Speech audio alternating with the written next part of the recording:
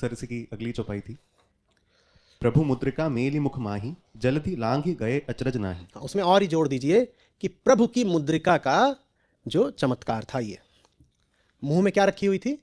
प्रभु की अंगूठी। और पीछे उनको कुछ याद दिलाया गया था। किसने याद दिलाया था? क्या याद दिलाया था? मन को याद दिलाया जा रहा है कि तुम में प्रकृति को लांघ जाने की क्षमता, और फिर वो लांघ जाता है, और फिर वो लांघ जाता है। जलधि लांघ गए अचरज नाही। आपको भी तो यही करना है, जलधि को ही तो लांघना है आपको भी, सूरज को ही तो निगलना है आपको भी। और हम किस लिए पैदा हुए हैं? दो जो बड़े से बड़े और परस्पर विपरीत प्रतीक हो सकते हैं, अग्नि और जल, देखिए दोनों को ले आए तुलसीदास। बोले तुम वो हो जो आग को खा जाओगे और जल को लांघ जाओगे, याद करो तुम कौन हो। ये बात मात्र हनुमान से नहीं कही जा रही है, ये बात एक एक जीव से कही जा रही है।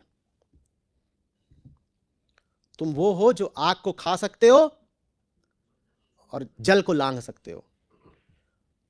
और यही बात आचार्य शंकर बोलते हैं। वो किस रूप में बोलते हैं? कौन याद दिलाएगा? निर्वाण षटकम। हाँ, निर्वाण षटकम में पंचभूत के लिए क्या बोलते हैं? अरे ना अग्नि ना वायु, बोलो बोलो, कोई तो बोलो।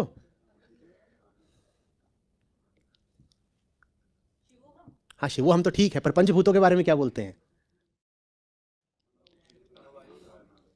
हाँ, पांचों भूतों में से तुम कोई भी नहीं हो, वही काम यहां तुलसीदास दिखा रहे हैं।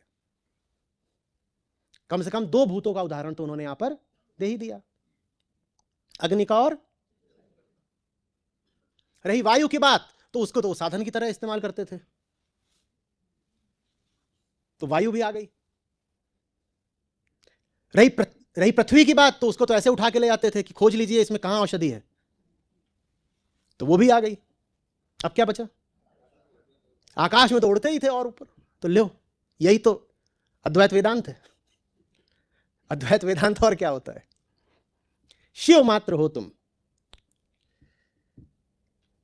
हनुमान चालीसा का आरंभ होता है, जो चौपाई है उससे पहले दोहे आते हैं ना, और दोहों में जानते हैं आप, जो पहला ही शब्द है वो क्या है? श्री। श्री, श्री गुरु चरण सर, श्री। श्री यहां जानते हैं किसका द्योतक है? बहुत बढ़िया, शिव। शिव। और जो पंचभूत नहीं है आचार्य शंकर, उसके लिए क्या कहते हैं? शिवोहम। ये तो सारी बातें एक होती जा रही हैं। ये क्या हो गया, ये क्या हो गया, ये क्या हो गया? तो आचार्य शंकर ही तुलसीदास है, हाँ? पर वहां तो संस्कृत है, यहां हिंदी भी नहीं है। सुनने वाला बदलता है, कहने वाला एक ही रहता है। अर्जुन, कोई समय नहीं था जब तुम नहीं थे या मैं नहीं था। ये गीता मैंने न जाने पहले भी कितनी बार कही है और तुम ही से कही है। सत्य तो एक ही होता है ना, जब भी सत्य बोला गया है वो एक ही बात है जो बोली गई है। बस चूंकि सुनने वाले अलग अलग होते हैं और अपनी सीमाओं में बंधे होते हैं, इसलिए उनसे अलग अलग तरीकों से अलग अलग शब्दों में बोली जाती है।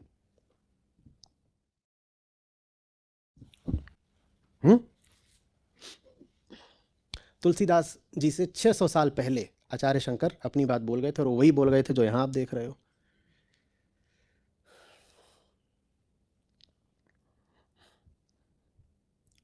और कुछ ऐसा याद आता है श्रीमद् भगवद गीता में इन्हीं पंचभूतों को लेकर के, कि अग्नि तुम्हें जला नहीं सकती, जल तुम्हें गीला नहीं कर सकता, वायु सुखा नहीं सकती। ये क्या था? ये क्या था? तो वही बात वहां भगवद गीता में भी हो रही है।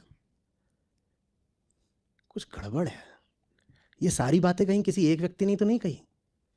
ऐसा तो नहीं जिस एक ने कही वो व्यक्ति ना हो। और ऐसा भी तो नहीं कि कहीं जो व्यक्ति ये सब बातें करने लगे वो व्यक्ति ना रह जाता हो, फिर धीरे धीरे मामला खतरनाक है।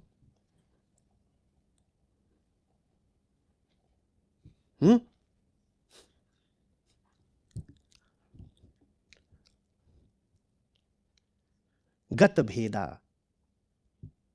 जब विद्या उठती है तो सबसे पहले जो चीजें अलग अलग दिख रही थी वो एक दिखने लगती हैं। अभी आपके सामने जो हो रहा है यही हो रहा है, आप गत भेद हो रहे हैं। आपको श्रीमद् भगवद गीता, अष्टावक्र गीता, निर्वाण षटकम और रामचरितमानस में अब भेद दिखना कम हो रहा है ना, आप गतभेद हो रहे हैं। और जो गतभेद है उसके लिए तुलसीदास क्या नाम दे रहे हैं? राम। तो अभी आप राम के निकट जा रहे हैं धीरे धीरे। यही है प्रक्रिया राम के निकट जाने की जो अभी चल रही है। नारे लगाने से निकट नहीं जाओगे, कर्मकांड से भी निकट नहीं जाओगे।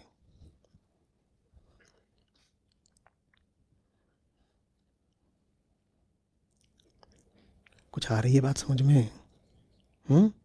भेद मिट रहे हैं।